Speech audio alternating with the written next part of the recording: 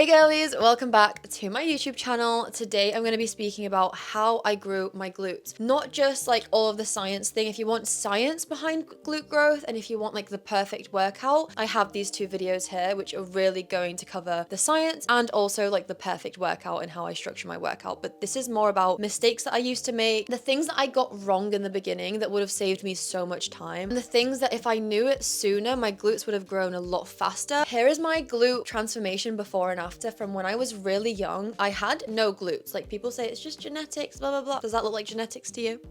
I barely had anything there. It was definitely a pancake more than a peach, you know? Don't get me wrong, like genetically I have long glutes. So obviously I have more room to grow, but it's actually harder to have really voluptuous glutes when you have long glute insertions, because that means you've got much more muscle to grow there than someone who has shorter glute insertions or someone that's very short. But when you have really long glute insertions like I do, unfortunately, it actually takes a much longer time to grow that whole volume out. There's a lot more surface area to actually grow outwards than there would be on a smaller surface area. So it's definitely been a journey. I started doing this when I was like maybe 16. So I've learned a lot along the way. And don't get me wrong, like growing your glutes is a forever thing. Like you don't just get to the glute size that you want and then boom, you have that forever. You need to maintain it. You need to actually keep what you've built. So these are the 15 things I did to actually grow my glutes after so many years of trying and failing, or just the progress was just so slow. This is how you fast track your progress so that you can grow your glutes by tomorrow. Well, not actually by tomorrow, but very quickly. Before we jump into the video though, just a reminder that Alphalete's Black Friday sale starts so soon. Code BELA will save you 10% off on top of all of the discounts. Here are also some of the items that are launching. We've got straight leg pants. There's a fly.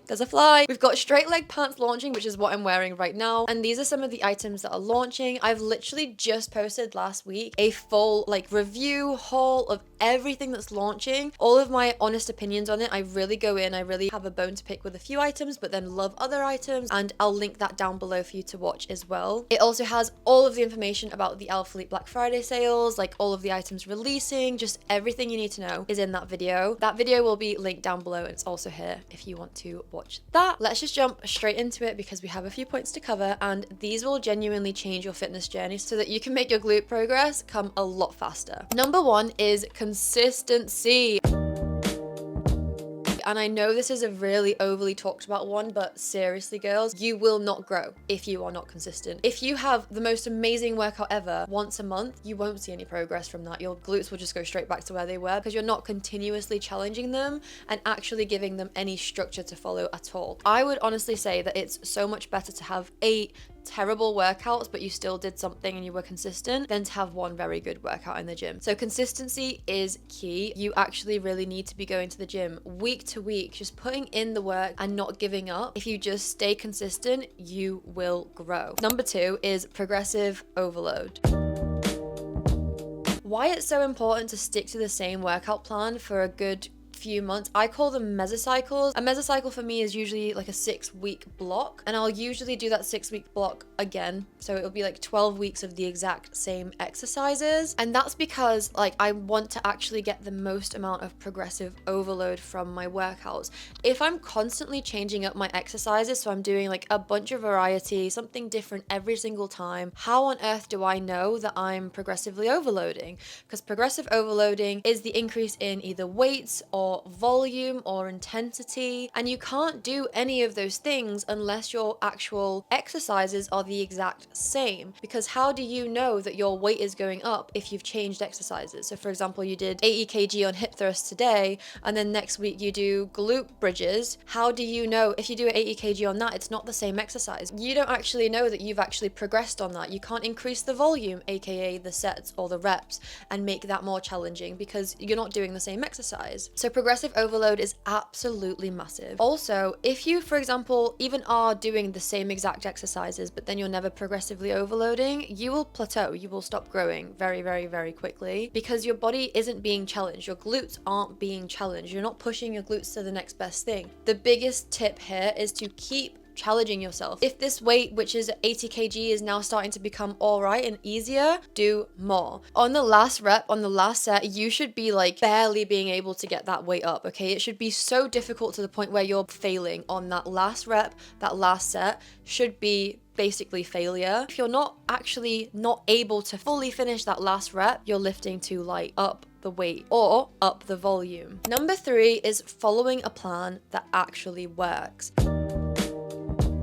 As you all know, I do have my own glute plans as well. They are linked down below. But how I usually structure them, it's not the same volume every time. So like I said before, I follow like the mesocycle sequence. So usually a training block for me, or in my guides, they are usually a 6-month period. And within that 6-month period, the exercises stay the exact same. Nothing changes about the exercises. However, the volume changes every single week. So it's the minimum effective volume is the minimum amount that you need to do for it to actually be effective. For your muscles to actually see some sort of activation from it, to actually grow. And we work all the way up to our MRV, our maximum recoverable volume. So this is the maximum amount of volume that we can recover from within that week. Any volume that's like further from here, we're going to run into a lot more issues. For example, injuries, not being able to recover properly, just a lot of issues that you don't really want to see. So that range is the perfect range. MEV all the way up to MRV, and then we do a deload week where we basically like lift very light for the week just to give our body and our glutes the chance to really fully recover and fully build themselves back up again. And then we start the process all over again, and we cycle through this, and the exercises do change here and there, but the main focus, what I basically put through the entirety of the guide, is progressive overload, because that is one of the main drivers of glute growth within a training plan. So if you're not following a good workout plan, if your workout plan, the volume always stays the same, it's just like nothing's actually challenging you more and more and more, you're not gonna keep growing and growing and growing. Like at some point you will plateau and you will reach a dead end with it, unless the volume is increasing or the weights are increasing. With my plan, we do both. The weight increases and the volume increases and the intensity increases as well. So we are getting a triple whammy of progressive overload, rather than just progressively overloading with weights, which is what most people do. They'll just keep upping their weight slowly, which is fine. Like that's okay. You can definitely grow from doing that. But the absolute maximum amount of progress will come when we put all 3 of those together. So we're not just getting one version of progressive overload, we're getting 3. That's what will be the difference between your glutes growing very slowly versus exploding very fast. Obviously, you can plan this yourself. I have an entire video on the science of this, which really explains it so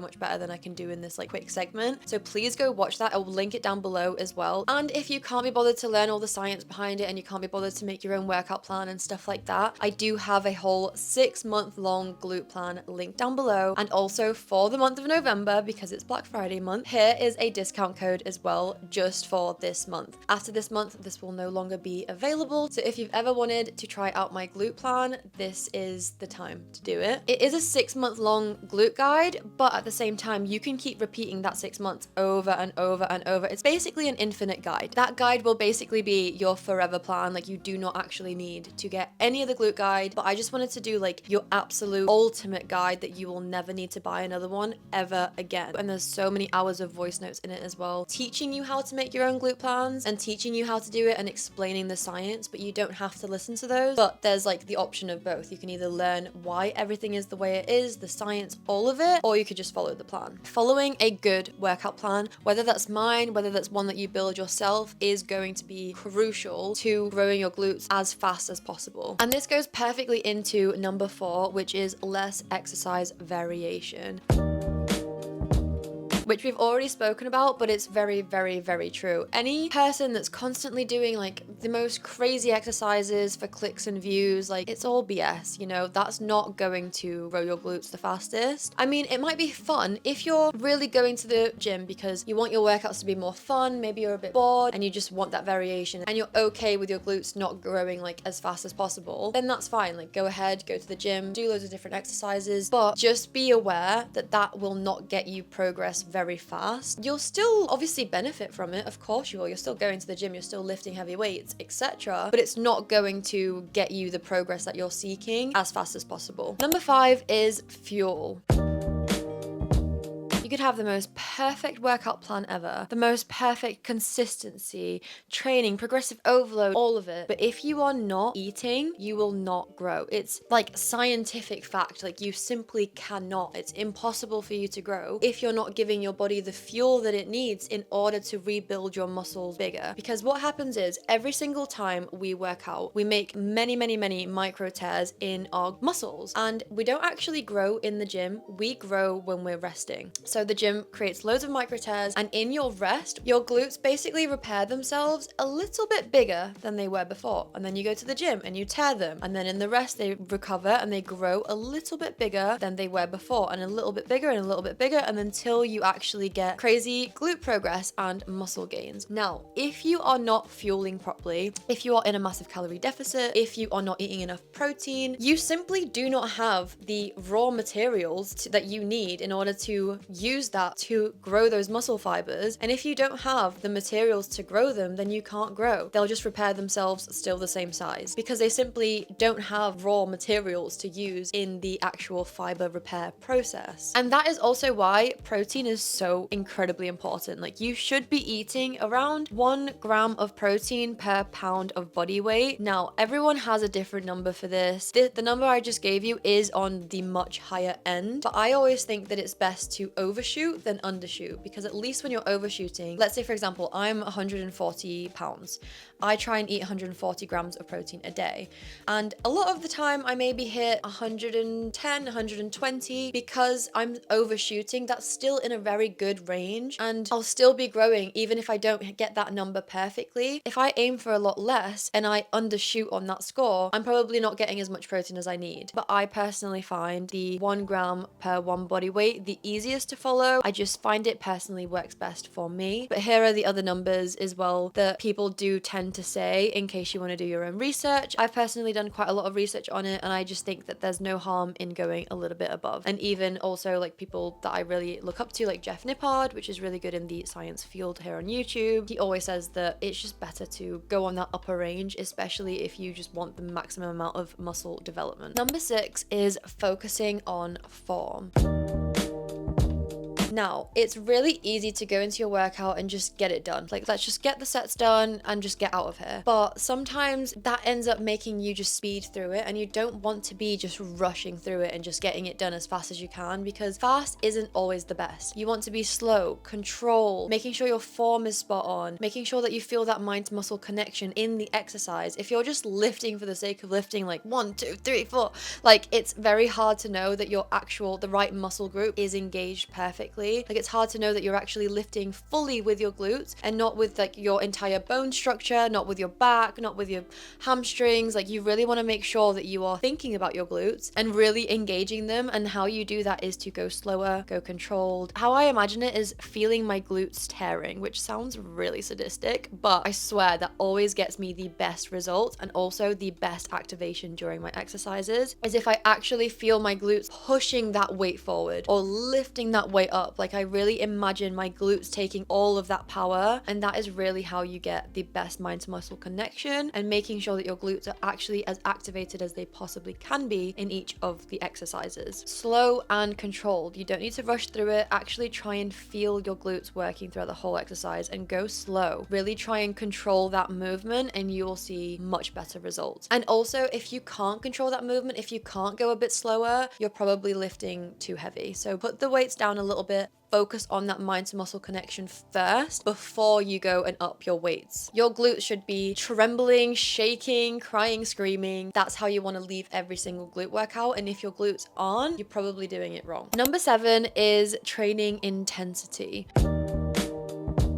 So you want to be pushing close to failure, like I mentioned before. I think I had someone mention to me, like, how do I do it with like when it starts hurting in the gym, like your muscles start really wanting to give in? How do I push through that? And my biggest answer is, the more it hurts, the more I know that it's working. And I don't mean injury pain, okay? Injury pain versus like actually good glute pain or muscle pain is two very, very different things. If it's like hurting so bad to the point that you're like actually in severe pain and you're like screaming and you're like, you can't walk, shock or it like a shooting stabbing pain or something like that, that's an injury pain. Very, very different. But muscle pain and ache and muscle fatigue and just your muscle just like giving in, that's good pain. We want more of that. So how I like to picture it is over time you learn to love the pain in the gym, because you know that the more your glutes are hurting, the more that they are going to grow. And the more that you know, really push through even with that pain, the more tears you're going to make and the more it's going to grow bigger when you recover. Number 8 is prioritizing glutes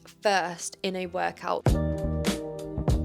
So instead of starting with cable kickbacks, which is, yes, great for the glutes, but it is an isolation exercise. You can't lift as heavy. It doesn't require as much energy. It's just, it should never come first, basically. You want to do the thing that is the best for your glutes and the hardest in the beginning. The first thing, when you have the most energy, when your glutes are the strongest because they've not just been like worn down in your exercises, you want to do the biggest priority first. And that is always hip thrusts. I would always recommend starting off with hip thrusts first, because hip thrusts are just the gold standard for glute growth. Like, they are just going to excel your glute growth the most. They really target the glutes in such a good way. You can load it so heavily. Like, they're just fan freaking tastic. I always recommend starting that as number 1 and then going into RDLs, which is like still a very, very difficult compound movement, but it's not going to target the glutes as well as your hip thrust will. It still is like 99% amazing, fantastic exercise, but hip thrust, there's just something about them, okay, that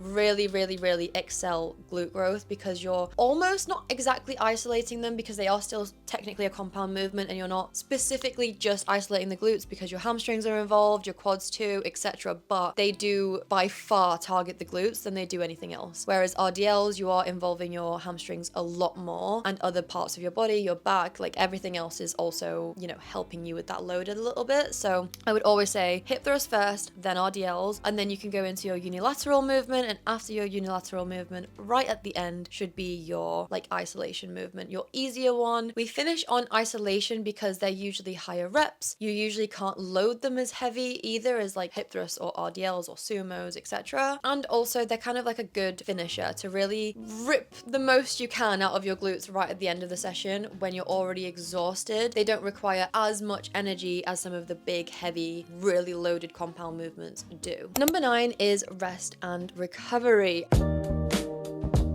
As we've already mentioned, our glutes and our muscles in general will grow when you are resting, not in the gym. And if you're not resting, if you're not getting enough sleep, if you're not actually just like letting yourself have a break, if you're in the gym pounding glute or hip thrusts every single day, your glutes won't grow because you're just constantly tearing them. Like, you're tearing them today, tearing them tomorrow, tearing them the day after. They don't actually have a chance to regrow stronger and bigger. So I would always say, always have, you know, at least a couple of days between your workouts.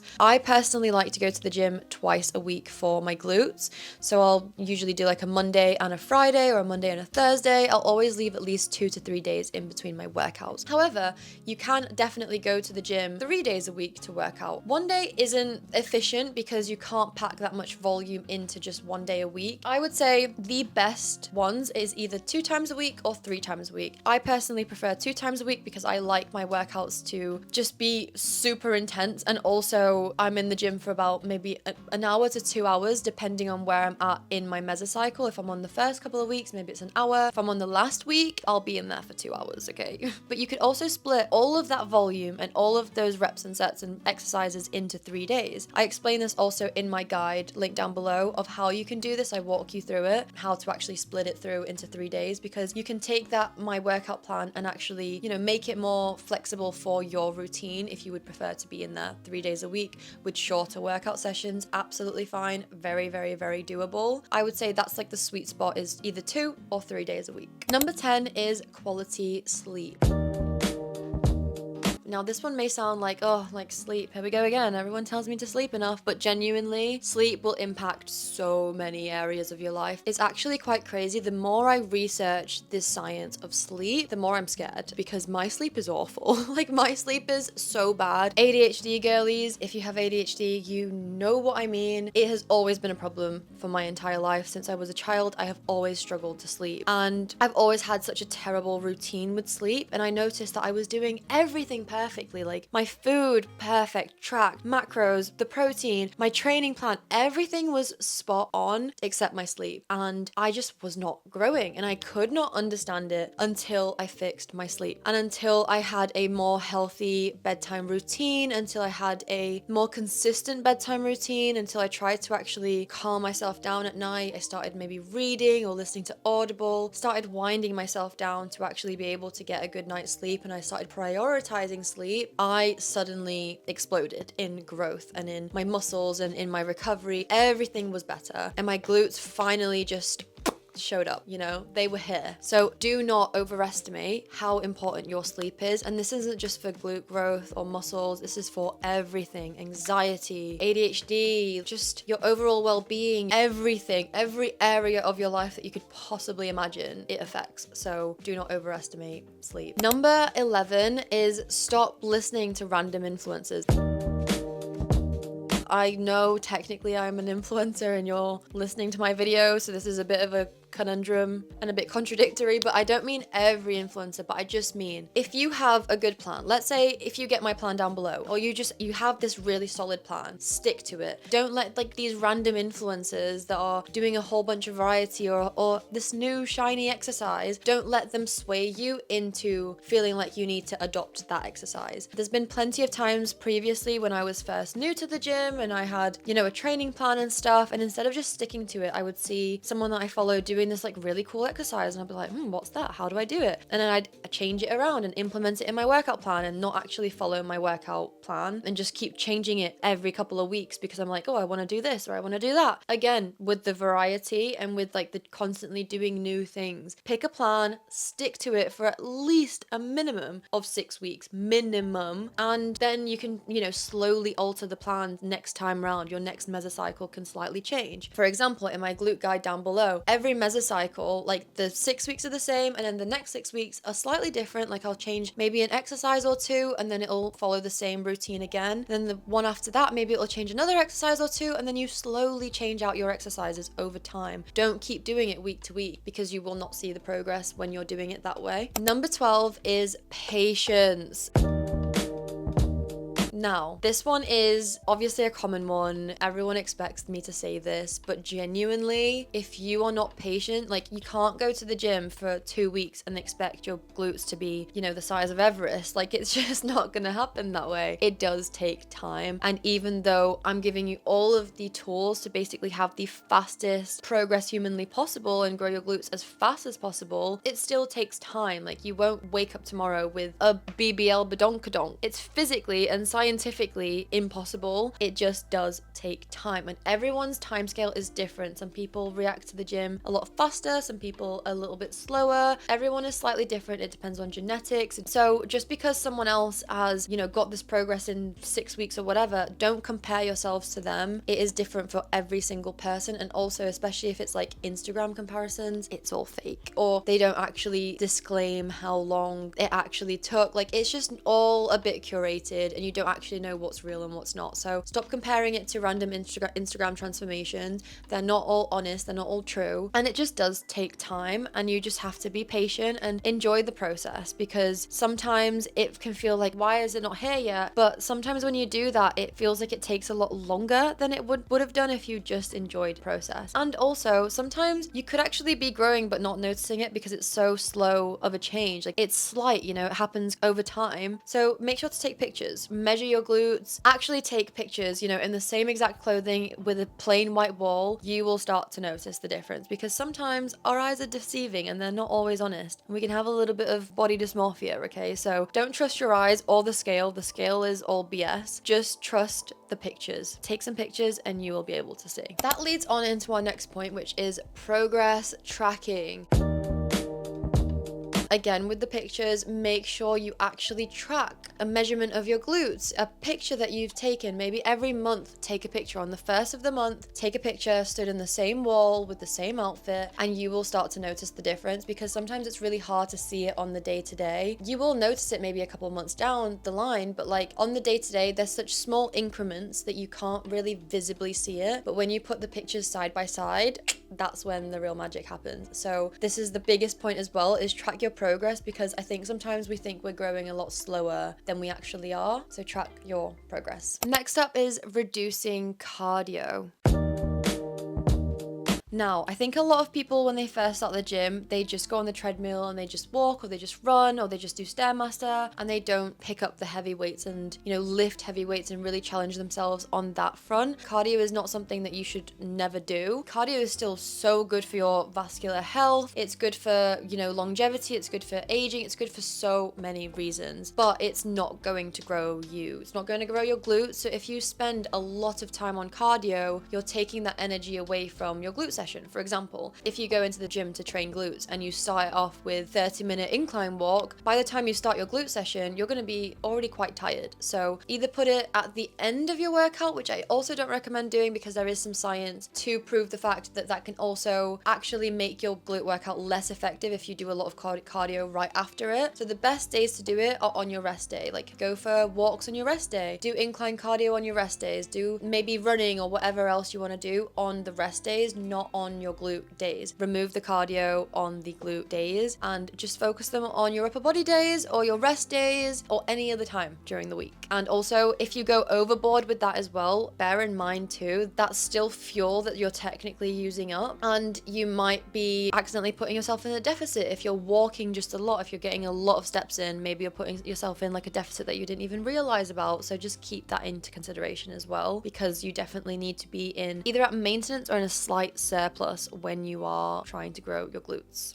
If you would like a training plan that is completely science-backed, that follows the literature, follows the actual science, and everything that's in there is there for a reason, and it takes all of the thinking out of it for you, the link to my glute guide is down below. Here is the November discount code as well for our Black Friday sales. This will only be available this November, and then after the November is over, it's gone and it's back up to full price again. And also don't forget Alphalete's big Black Friday sale, which is, there's loads going on for that. Like, it's crazy. Don't forget to watch the Alphalete haul video of all of their new items. Definitely make sure to watch that video, and don't forget code BELA. It will save you 10% on top of all of the Black Friday sales. So yeah, happy shopping with that one. If you have any Alphalete questions, please also message at Bela's Fit Guide, which is my second Instagram. It's like a fitness focused only Instagram, and I'll be responding to every single Alphalete message on there about the Black Friday sales, sizing, questions, products, anything you want to know, just message me on that page and I will get back to you, I promise. Don't forget to subscribe as well so that you don't miss an upload. I upload every Sunday, and I have been consistent recently, okay? We've been consistent. If you want to lock in for your winter arc progress, get the most glute progress, get lean, just get your dream body this winter, this is the right place to subscribe to, because we are taking things seriously this winter, okay? We are giving it our all. If you want that weekly motivation, definitely make sure to subscribe with bell notifications on so that you don't miss an upload. And that's everything. I love you girlies so much. Thank you for watching, and I will see you next Sunday. Bye.